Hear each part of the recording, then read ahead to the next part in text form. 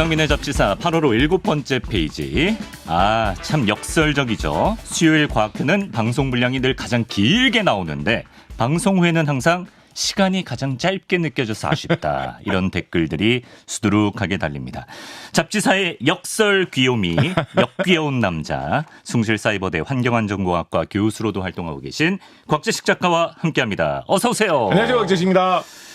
야, 신간이 그새 또 나왔습니다. 신간. 곽재식 작가 정말 신간이 얼마에 한 번씩 나오는 거예요? 얼마에 한 번씩은 아니고요. 예. 제가 이제 어느덧 제가 왜 이렇게 시간이 많이 지났는지 진짜 돌아볼 때마다 한스러운데 한스럽습니까? 제가 작가로서 본격적으로 활동을 한 게 2006년부터거든요.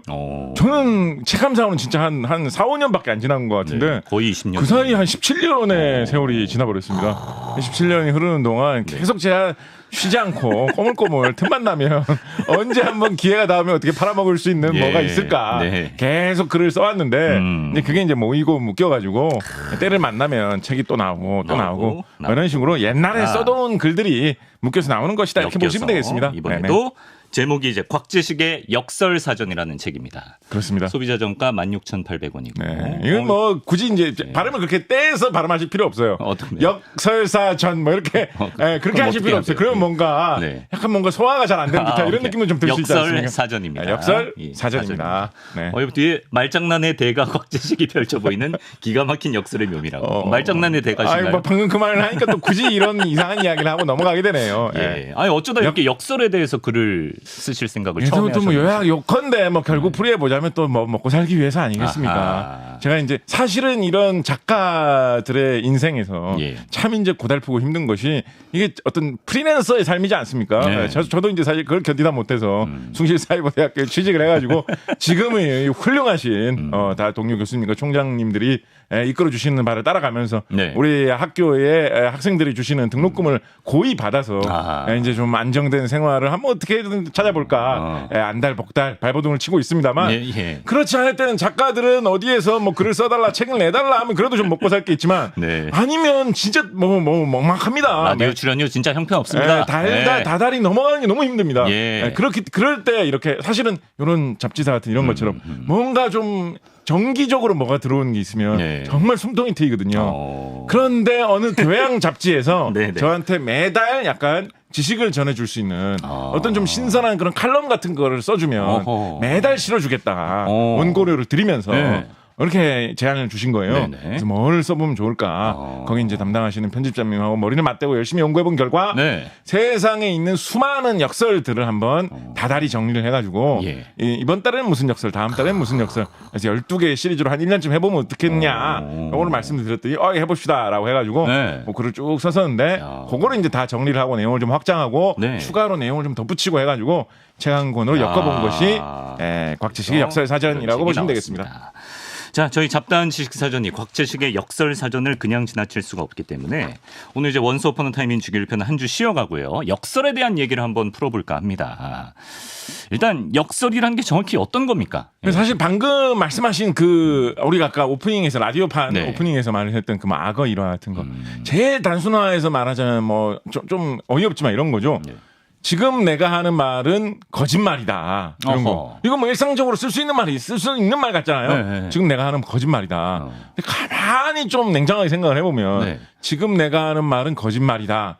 라는 말이 참이라면, 맞는 말이라면 그 말이 거짓말이라는 뜻이니까 참이다, 맞는 말이다라고 할 수는 없는 거죠. 뻥이죠, 뻥. 그렇죠? 그렇다고 지금 내가 하는 말이 거짓말이다라는 말이 거짓말이라면 그거는 참이라는 뜻이 되니까 지금 내가 하는 거짓말이라는 말이 참이라는 뜻이 된다는 뜻이잖아요. 아마 머리가 혼란스러워지고 짜릿해. 깔끔하게 정리가 되지 않는 참이냐 거짓이냐 맞는 말이냐 틀린 말이냐 구분하는 것에서 명확한 결론을 내릴 수 없는 이런 것을 원래 예전에 이제 뭐 논리학 철학하시는 분들이 패러독스, 역설이라는 식으로 이야기를 했었는데요. 실질적으로는 좀 의미가 훨씬 더 확장되어서 사용이 됩니다. 예를 들어서는 뭐 그런 일이 진짜로 일어나고 있지만 상식적으로는 좀 납득되지 않는 거. 아 그게 말이 돼라고 하지만 실질적으로는 일어나고 있는 현상들. 그래서 참과 거짓이 좀 혼란스러운 내용 이런 것들도 좀 넓은 의미에서 역설이라고 하는데요. 사실 이 책에서 다루고 있는 역설은 대부분 그런 것들입니다. 현실적으로는 실제로는 가만히 따져보면 분명히 실제로 일어나는 참이지만 얼핏 생각했을 때는 그게 말이 돼?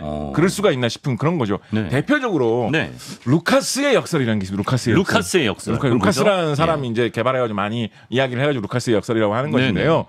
우리가 일상적으로 생각을 할 때 돈이 많은 사람은 가난한 사람들한테 뭐 가끔가다 뭐 마음이 넉넉하다거나 아니면 너무 불쌍해 보이면 그 돈을 좀 줄 수가 있을 거 아닙니까? 그렇죠. 아, 이 돈을 가지고 좀 열심히 살아보십시오라고 하면서 근데 가난한 사람이 자기가 없는 살림에 돈을 어떻게든지 이렇게 빼가지고 부유한 사람한테 이 돈 받으십시오. 부유한 사람한테 주는 일은 상식적으로 있을 수 없을 것 같잖아요. 그렇죠. 조금 더 범위를 넓혀서 일상적으로 우리가 투자하는 거에 대해서 생각을 해볼 때도 부자인 사람, 돈이 많은 사람이 가난한 사람 찾아가지고 제가 돈 좀 빌려주시면 열심히 장사를 해가지고 저도 먹고 살고 돈도 갚아드리겠습니다라고 하면 열심히 일해보십시오라고 해서 돈을 빌려주는 부자인 사람이 가난한 사람한테 돈을 빌려주고 투자를 하고 그러면 가난한 사람들이 그 돈을 받아서 열심히 일한다. 이게 상식적인 그림이죠. 그죠? 그렇죠. 국제적으로 생각을 했을 때도 우리가 상식적으로 쉽게 생각할 수 있는 거는 선진국이 돈 많은 선진국이 개발도상국 저소득 국가에다가 저 나라는 땅값도 싸고 임금도 싸니까 저기다가 공장도 짓고 사람들도 고용을 해가지고 일하면 훨씬 더 싸게 좋은 제품을 생산할 수 있겠구나 라고 해서 부자 나라가 가난한 나라에 투자를 해준다. 이게 상식이에요. 그렇죠. 근데 루카스의 역설은 뭐냐? 역설적이게도 정반대의 현상이 국제사회에서는 자주 보인다라는 거예요. 가난한 나라가 부자 나라에 돈을 오히려 준다라는 거예요. 부자 나라님, 저는 돈 필요 없습니다. 이 돈을 더 가집시오. 그러고 있나요? 부자 나라님, 당신 나라에 우리가 투자를 하겠습니다. 우리가 돈은 없어서 정말 괴롭지만 돈이 생기면 당신한테 투자하겠다. 이러면서 가난한 나라 부자한테 돈을 준다라는 거예요. 이게 말도 안 되는 일 같잖아요. 말이에요, 방구예요. 근데 이런 일이 물론 방구는 아니고요.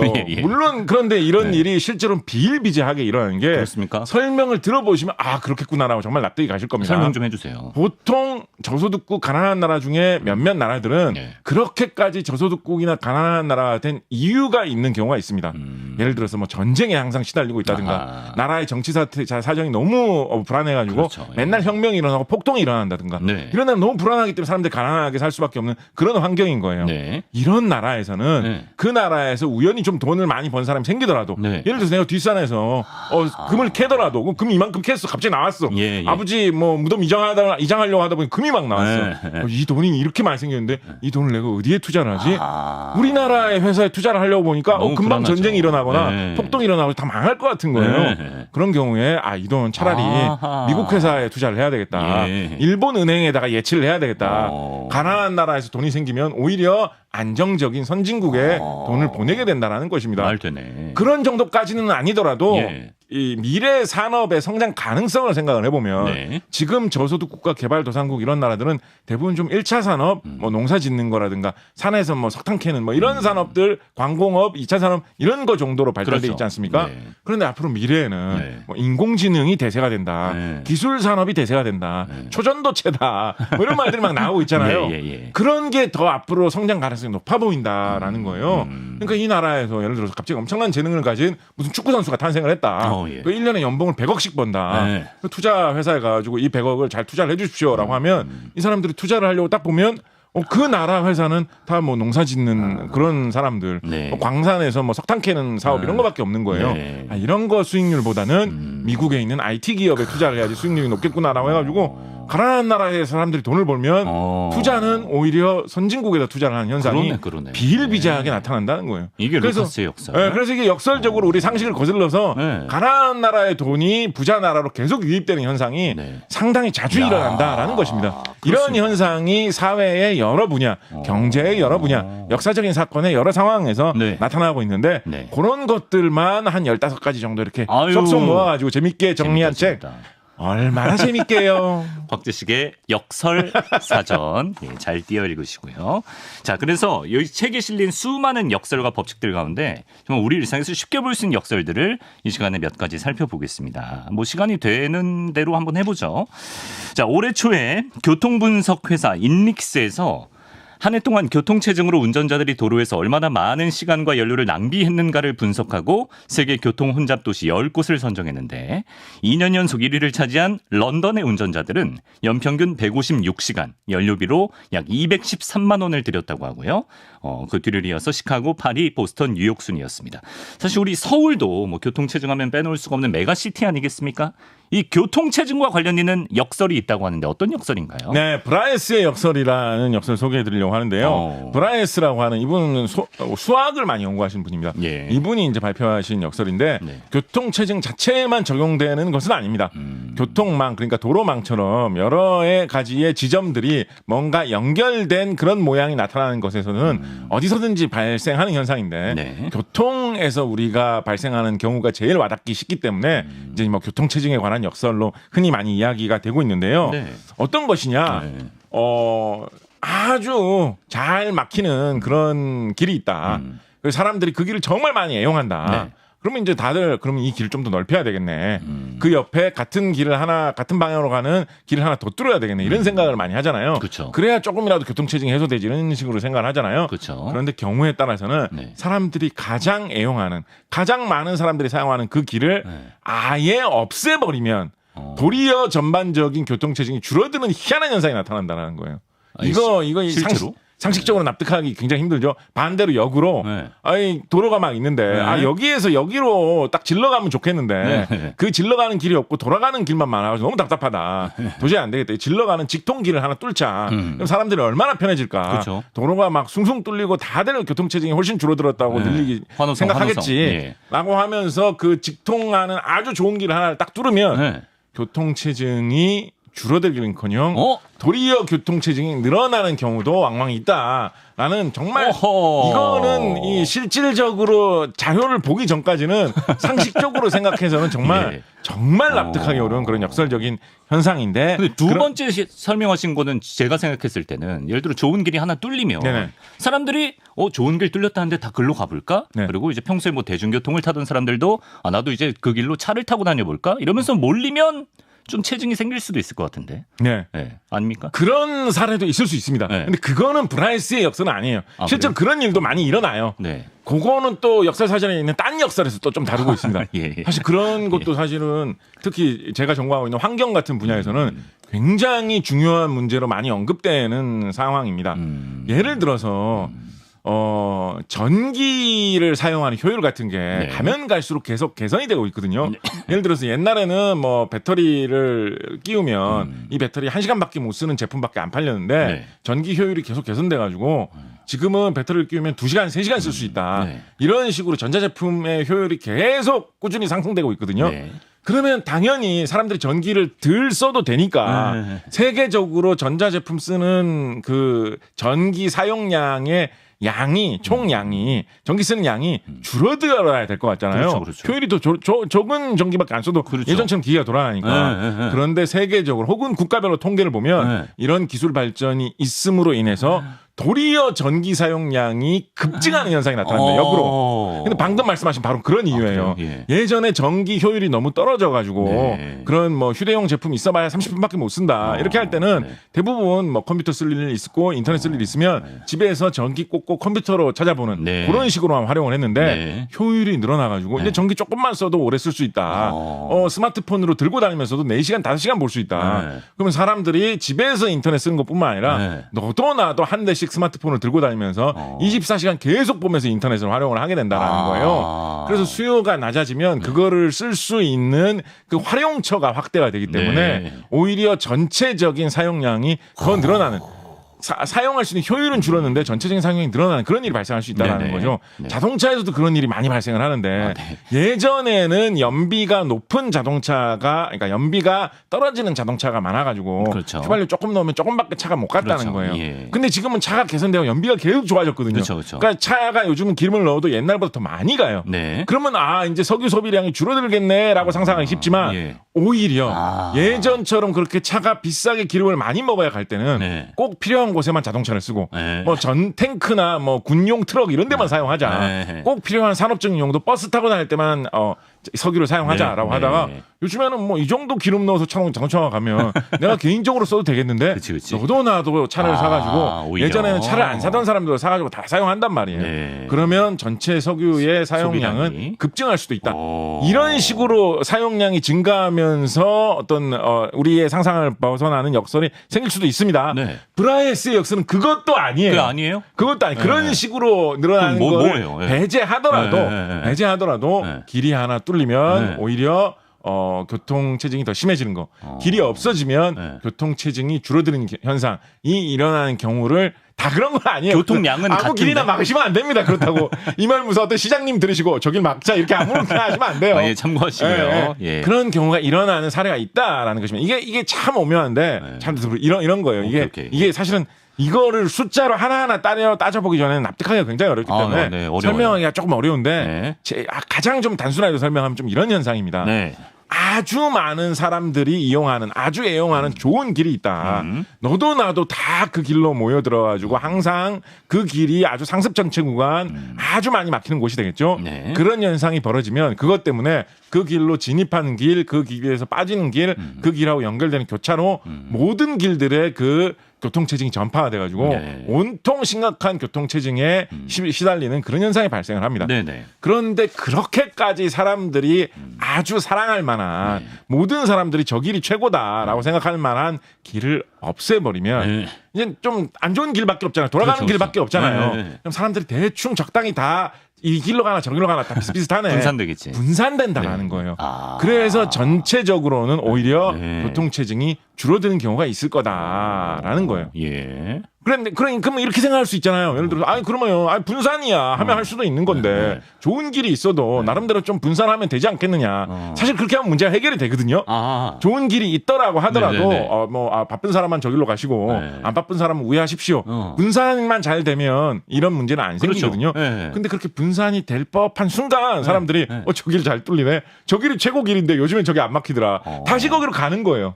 언제까지 거기로 가게 되느냐. 그 길이 도저히 그 길을 사용하면 안 될 정도로 많이 막힐 때까지 자연스럽게 분산의 효과가 없어질 때까지 사람들이 분산하는 길을 싫어하게 된다는 거예요. 그래서 그런 길은 오히려 없애버리면 도리어 전체적인 교통체증이 줄어들 수 있다라는 게 브라이스의 역설인데요. 사람들이 요즘엔 막 그런 생각 많이 합니다. 요즘엔 인공지능 시대고 IT가 워낙 발달한 시대니까 내비게이션 같은 거를 잘 이용을 해가지고 인위적으로 살짝 모르는 척하면서 분산을 좀 시켜주면 어떨까 이런 생각 사람들이 많이 하고 있어요. 실제로 일부 사용하고 있고 이 길이 가장 빠른 길입니다. 사실은 제일 좋은 길로 가면 더 빨리 갈 수도 있거든요. 약간 돈 더 낸 사람은 최적의 길로 안내해주고. 뭐 그렇게까지 하겠습니까? 돈 더 낸 사람들 약간 돌아가게. 내비게이션 회사들끼리 혹은 C 당국하고 내비게이션 회사하고 이제 연합을 해가지고 적당히 이제 정하는 거예요. 제일 좋은 길이 사실은 따로 있지만 모든 내비게이션이 다 그 길로만 안내를 하면 결국은 너무 거기로 차가 몰려가지고 교통체증을 견딜 수 없게 돼서 온 도시의 교통체증이 다 터진다. 그러지 말고 최저의 길이 있더라도 적당히 내비게이션에서 분산까지 감안을 해라. 뭐 이런 거를 적용하면 어떨까 하는 이야기들이 계속 나오죠. 그래요. 그렇습니다. 그 이제 대표적인 사례가 익숙한 사례가 청계천 고가도로 철거를 보면 알 수 있다고.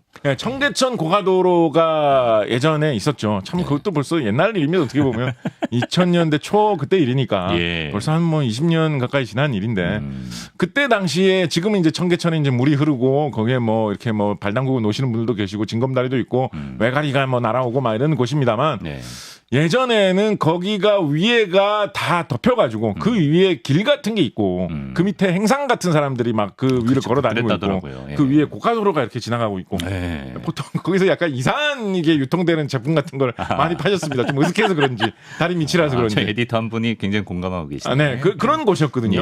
그런데 이제 그거를 그 밑에가 조선시대부터 사용하던 청계천이니까 가치가 있고 그걸 개발하면 도심 공원으로서 좋을 것이다. 라는 과감한 결단하에서 그 위에 고가도로를 다 덜어내버리고 그거를 청계천을 다시 물이 흐르는 곳으로 공원처럼 만들겠다라는 계획을 추진했을 때 많은 사람들이 엄청나게 반대를 했던 한 가지 이유 중에 하나가 그 고가도로 서울 시내 한복판 중구와 종로구의 경계 광화문 사거리로 이어질 수 있는 가장 중요한 고가도로 중에 하나인데 그거를 없애버리면 교통체증은 도대체 어떻게 감당할 거냐.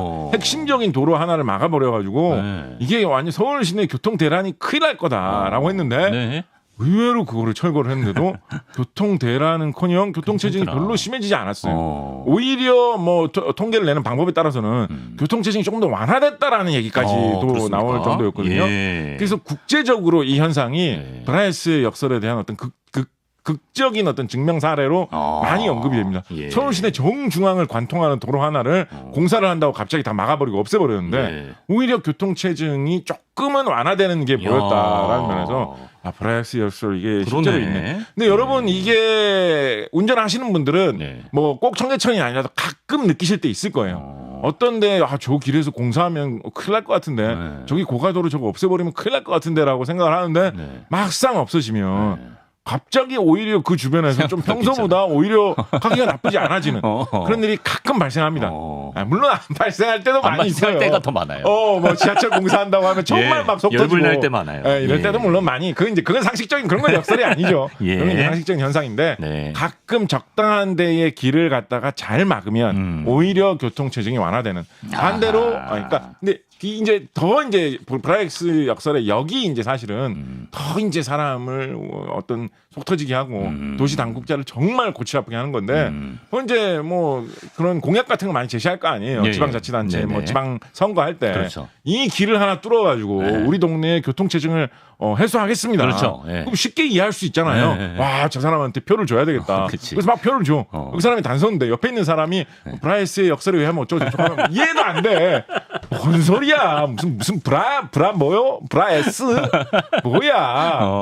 그러니까 이해도 못할 거 아니에요. 그죠? 그런데 이제 쉽게 이해할 수 있으니까 길 내면 길 잘 뚫리고 통행 좋아지겠지라고 하면서 그냥 아무 생각 없이 했는데 오히려 길을 하나 더 뚫었는데 교통체증이 심해지면 이제 막 골치 아파지는 거죠. 그러면 사람들이 뭐 도대체 어떤 일이 그러면 보통 이렇게 이해가 브라이스의 역설이다 이런 식으로 풀이를 안 하고 막 이상한 이야기들로 막 흘러갑니다. 그때 뭐 공사를 할 때 뭐 어떻게 잘못돼가지고 그렇게 뭐 공사가 된 거다. 뭐 저 사람이 길을 낼 때 뭐 어떻게 해가지고 길을 내서 그렇게 된 거다. 뭐 전임자 탓이다. 뭐 좀 막 그런 식의 논쟁으로 가는 현실이네, 거예요. 이거. 사실 냉정하게 따져보면 브라이스의 역설 때문일 수도 있는데 근데 이런 거는 찬찬히 이 수학적으로 브라이스가 제시한 이 이론을 이용해서 검토해 보기 전에는 사실은 이거 이해하기 힘듭니다. 그래서 이 역설이 우리의 생활과 우리의 삶과도 밀접하게 관련 있는 어쩌면 우리의 공공사회의 정책을 결정하는 데에 함정과도 같은 그런 것이 브라이스의 역설이다. 곽재식의 역설 사전을 보시면 여러분의 소중한 한 표를 적절한 곳에 사용할 수 있습니다. 그렇습니다. 브라이스의 역설. 표에 관한 역설도 따로 실려 있어요. 알겠습니다. 놀랍게도. 저희 또 시간이 많이 흐르고 있어서 역설을 하나만 더 소개해 주시면 될 것 같아요. 원래 2개 더 준비했는데 하나만 더 하겠습니다. 제가 평소에 참 의문이었던 이건 현상이에요. 여러분이 길 가다 보면 편의점 옆에 또 편의점이 있습니다. G땡25 옆에 땡유가 있고 그 옆에 새땡일레땡이 있고 그 옆에 심지어 또 같은 브랜드가 또 있기도 하고 또 편의점뿐만 아니라 프랜차이즈 카페들도 굉장히 중복해서 이렇게 밀집해 있는 경우가 많은데 저는 그걸 보면서 가뜩이나 편의점이 우글거리는 곳에 또 편의점을 차리는 점주님은 대체 무슨 생각으로 저러시는 건가 이런 생각을 했거든요. 근데 이 현상과 관련한 역설이 있다고 들었습니다. 이게 경쟁의 역설이라는 좀 큰 범위로 설명할 수 있는 현상인데요.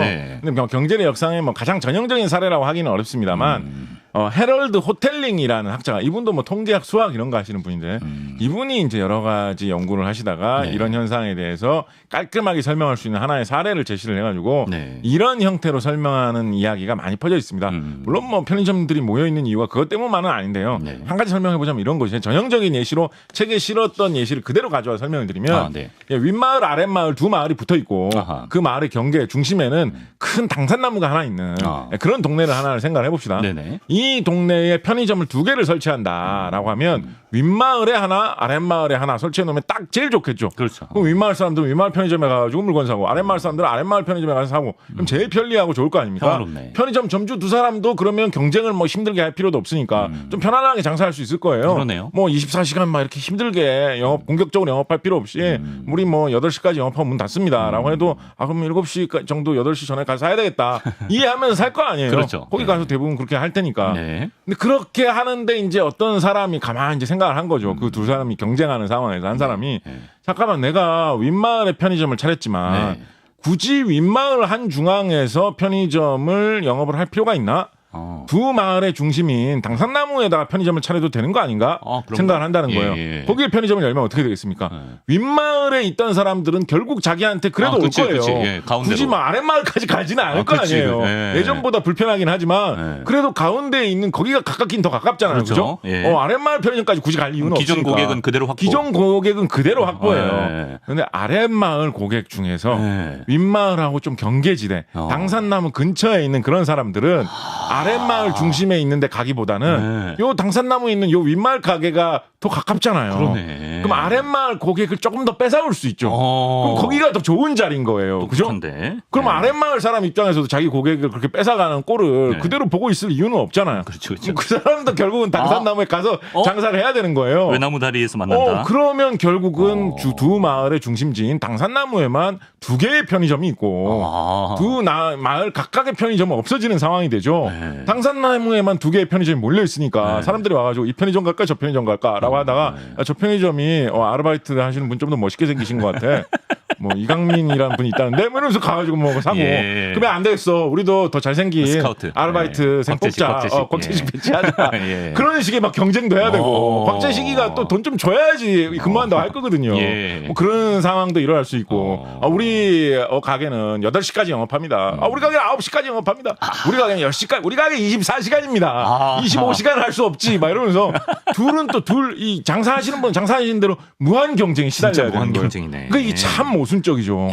마을 사람들 고객들은 고객들대로 그 중심까지 가야 되니까 불편해지고 그러네. 경쟁하는 사람들은 경쟁하는 사람들대로 이건 뭐 서로 막 시달리고 고민거리가 많아지고 이런 현상이 일어나는데 경쟁을 하면서 서로 더 많은 이익을 차지하기 위해서 제일 최적의 선택이 뭔지를 정하다 보면 이런 현상이 나타날 수밖에 없다. 그게 지금 특정 지역의 편의점이 우글우글한 걸 설명해 줄 수 있는 설명해 줄 수 있는 이유 중에 하나입니다. 뭐 여러 가지 이유로 설명할 수 있는데 그 중에 하나고요.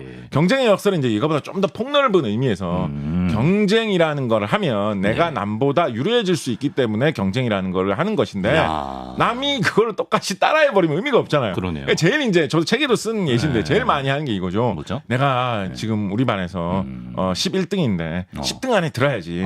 지금까지는 8시간 자고 공부했는데 7시간만 자고 공부해야지. 너무 열심히 하는 거예요.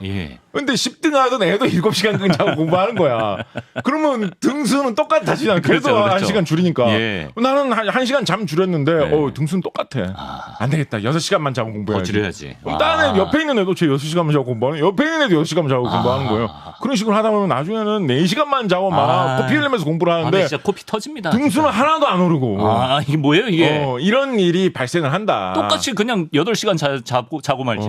경쟁의 역설이라는 게 이런 현상입니다. 경쟁을 하면 할수록 개선되는 건 없고 더 피곤해지기만 한다. 라는 게 이제 나타난다라는 것이 전체적으로 경쟁의 역설이라고 하면서 하는 이야기지요. 정말 가끔 보면 이제 괴이할 정도로 지나쳐버린 이제 교육열이라든지 뭐 입시 뭐 전략 뭐 이런 것들 보일 때가 있는데 이런 거 보면서 왜 이렇게 됐나 싶을 때가 있거든요. 이제 경쟁의 역설 때문에 좀 학생들만 조금 고통이 커지고 있는 게 아닌가 이런 생각도 들고 경쟁의 역설을 발견할 수 있는 또 다른 예시 하나만 더 소개해 주시면 좋겠어요. 뭐 여러 가지 많이 있습니다. 뭐 대표적으로 나라와 나라 간의 어떤 군사력 경쟁 뭐 이런 것도 예시 중에 하나죠. 사실 뭐 군사력이라는 게 먹고 사는데 꼭 필요한 문제는 아니지 않습니까? 그렇죠. 뭐 탱크가 있다고 해가지고 갑자기 뭐 배가 부르다든가 뭐 강력한 뭐 핵무기가 있다고 해가지고 사람들이 뭐 더 뭐 삶의 어떤 충만함을 느낀다든가 아니죠. 물론 뭐 김정은 선생님 같은 분은 조금 다른 핵이 있으니까 든든하구만 뭐 이런 식으로 느끼실 수도 있겠지만 그럼 뭐 어떤 그런 예외적인 경우를 제외하고는 뭐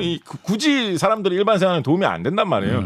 그럼 뭐 없으면 없을수록 사실은 더 좋은 거거든요. 그렇죠. 거기에 들어갈 돈 다른 데 사용하면 되니까. 그러네. 그런데 저 나라는 탱크가 한 대 있는데 탱크가 없을 때는 저 나라도 탱크 없네. 그럼 우리도 탱크 굳이 가질 필요 없겠지. 괜찮아요. 저 나라가 탱크를 한 대 사놨어. 야 그럼 우리나라도 탱크 한 대 사놔야지. 그럼 저 나라가 저 나라 탱크 한 대 있는데 우리나라 탱크 2대 사놔야지. 야 우리나라는 탱크 한 대 사놓고 비행기도 하나 하자. 우리도 비행기 한 대 사. 야 우리는 비행기만 미사일도 한 2개 해야 돼. 우리도 미사일 2개 해. 이렇게 하게 되면 나중에는 그게 더 뭐 평화로워지고 안전하게 된 것도 아니잖아요. 오히려 더 무기만 쌓여 있어가지고 서로 불안감은 더 높아졌는데 무기를 사서 노는데 돈은 돈대로 엄청나게 서로 퍼붓게 되고 지금 전 세계에 핵무기가 핵탄두가 몇 발이 있느냐라고 계산을 해보면 보통 뭐 10,000발, 20,000발 뭐 이런 수준을 생각을 하거든요. 많아졌어요. 핵탄두가 세계에 도대체 10,000발이나 있을 필요가 뭐가 있습니까? 그 강력한 핵무기가 그렇죠, 그렇죠. 세계에 10,000발씩 갖다 놓을 필요가 뭐가 있어요. 그런데 이런 식으로 경쟁을 하다 보니까 저 나라에는 500발 있대. 야, 우리나라는 501발 만들자. 우리나라 600발 만들자. 이렇게 하다 보니까 한 20-30년 지나고 보니까 막 10,000발씩 쌓이게 된 거예요. 그 돈을 딴 데 썼으면 얼마나 좋은 데 쓸 수 있었겠습니까? 경쟁의 역설의 일종이 아닐까 생각을 해봅니다. 그 시작한 사람이 잘못이네. 그렇지 않습니까? 약간 오펜하이머 그런 디스 뭐 이런 건가요? 아닙니다. 네, 오펜하이머도 뭐 재밌는 영화니까 봐주시면 좋을 것 같고요. 그럼요. 좋습니다. 정말 이렇게 또 곽재식의 역설 사전을 펴낸 말장난의 대가 곽재식 작가와 말장난 같지만 또 인생과 경쟁에 대한 통찰까지 엿볼 수 있는 곽재식의 역설 사전 특집으로 함께 해봤습니다. 많이 신간 사랑해 주시고요. 곽재식 작가님 오늘도 고맙습니다. 감사합니다.